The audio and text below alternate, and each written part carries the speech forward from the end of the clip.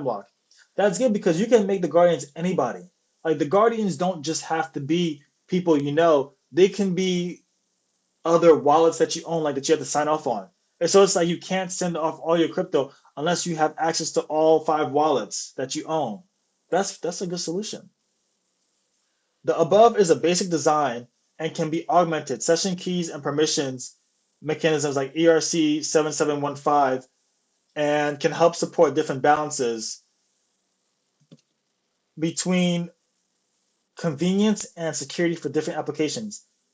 More complicated Guardian architectures, such as having multiple time-lock durations at different thresholds, can help maximize the chance of successful legitimate account recovery while minimizing the risk of theft. Who or what should the Guardians be? For an experienced crypto user who is inside a community of experienced crypto users, a viable option is the keys of your friends and family. Uh, but again, you can just like be the one that controls that. So it doesn't. So yes, it's a good idea. So if you ask each one to provide you with a fresh address, then no one needs to know who they are. In fact, your guardians don't even need to know who each other are. Exactly, and they don't just need to provide. You can just create those fresh addresses for yourself. But I understand where Vitalik is coming from with this. The chance that they will collude without one of them tipping you off is tiny. For most new users, however, this option is not available. A second option is institutional guardians. Firms that specialize in performing the service of only signing a transaction if they get some other confirmation that a request is coming from you. Example, a confirmation code. Brilliant. Literally taking the idea that we have right now in the real world and applying it in mass. Brilliant. And it's the simple things too. Or for high value users, a video call. Ooh, yes, yes, video call. Protect us from sending away our Ethereum in a malicious transaction. This is a good idea. Like the horror stories that I've heard, that would be perfect. People have attempted to make these for a long time. Example, I profiled Crypto Corp in 2013. However, so far, such firms have not been very successful. A third option is multiple personal devices. Example, phone, desktop, hardware, wallet. This is what I was thinking. This can work, but also is difficult to set up and manage for inexperienced users. There's also the risk of devices being lost or stolen at the same time. Oh, snap. I didn't even think of that. Yep, especially if they're at the same location. Oh, that's right. Recently, we have started to see more wallets based on passkeys. Passkeys can be backed up on your devices only, making them a type of personal device solution, or backed up in the cloud, making the security dependent on a complicated hybrid of password security, institutional, and trusted hardware assumptions. Realistically, passkeys are a valuable security gain for ordinary users, but they are alone and not strong enough to protect a user's life savings. Fortunately, with ZK Snarks, we have a fourth option, ZK wrapped uh, centralized ID. This genre includes ZK email, Anon Adhar, Mina Wallet, and many others. Basically, you can take many forms of crypto or government centralized ID and turn it into an Ethereum address, which you can only send transactions from by generating a ZK snark proving possession of the centralized ID.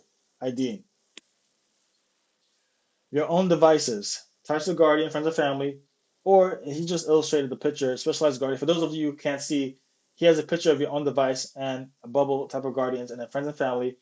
And then he has specialized guardians, picture of a bank, and then ZK wrappers of existing services. Okay.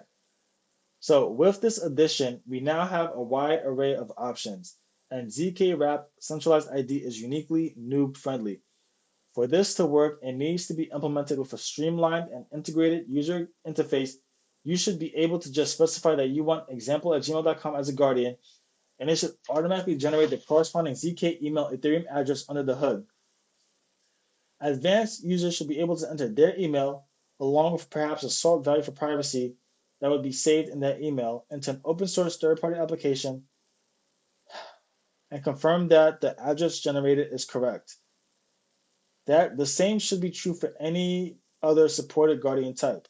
So this is the mock-up of a possible safe interface. So signers and confirmations. So set the signer wallets of your safe account and how many you need to confirm to execute a valid transaction.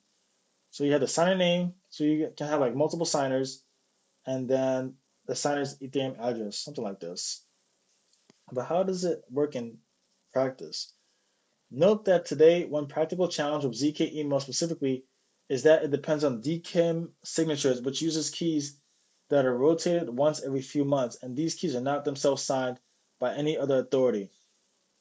This means that ZK email today has some level of trust requirement beyond the provider themselves. This can be reduced if ZK email used TLS notary inside trusted hardware to verify updated keys, but it's not ideal. Hopefully, email providers will start signing their DK keys directly. Today, I would recommend using ZK email for one guardian, but not for a majority of your guardians. Do not store funds in a setup where ZK email breaking means that you lose access to your funds. New users and in-app wallets. New users realistically will not want to have to enter a large number of guardians in their first sign-up experience. Hence, wallets should offer. I'm so hungry right now, but I'm gonna keep going. So for you all, and for myself too, because I want to learn. So hence, wallets should offer them a very simple solution. One natural route is a 2 of 3 using ZK email on their email address. A key stored locally on the user's device, which could be a passkey, and a backup key held by the provider. As a user becomes more experienced or accrues more assets, at some point they should be prompted to add more guardians. Wallets integrated in applications are inevitable. Because applications trying to appeal to non-crypto users do not want the confusing user experience of asking their users to download two new applications, the app itself plus an Ethereum wallet at the same time. However, a user of many application wallets should be able to link all of their wallets together so that they only have one access control thing to worry about.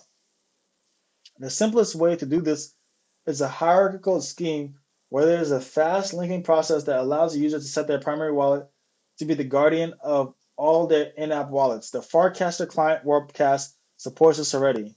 Okay. By default, your Warpcast account's recovery is controlled by the Warpcast team. However, you can take sovereignty over your Farcaster account and change the recovery to your own address. All right. Protecting users from scams and other external threats. In addition to account security, wallets today do a lot to identity fake addresses, phishing, scams, and other external threats, and try to protect their users from such threats. At the same time, many of the countermeasures are still quite primitive. For example, requiring a click-through to send Ethereum or any other token to a new address, regardless of whether you're sending $100 or that 100,000. Here, there is no single magic bullet solution. It's a series of slow, ongoing fixes and improvements to different categories of threats. However, there is a lot of value in continuing to do the hard work to improve here. Privacy. Now is the time to start taking privacy on Ethereum much more seriously. ZK Snark technology is now very advanced.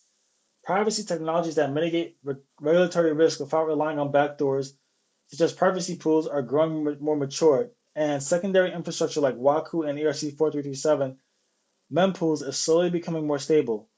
However, up until now, making private transfers on Ethereum has required users to explicitly download and use a privacy wallet, such as Railway or Umbra for stealth addresses. This adds great inconvenience and reduces the number of people who are willing to make private transfers. The solution is that private transfers need to be integrated directly into wallets. A simple implementation is as follows. A wallet could store some portion of a user's assets as a private balance in a privacy pool. When a user makes a transfer, it would automatically withdraw from the privacy pool first. If the user needs to receive funds, the wallet could automatically generate a stealth address. Additionally, a wallet could automatically generate a new address for each application that a user participates in. Example, a DeFi protocol. Deposits would come from the privacy pool and withdrawals would go straight into the privacy pool. This allows users' activity in any one application to be unlinked from the activity in other applications.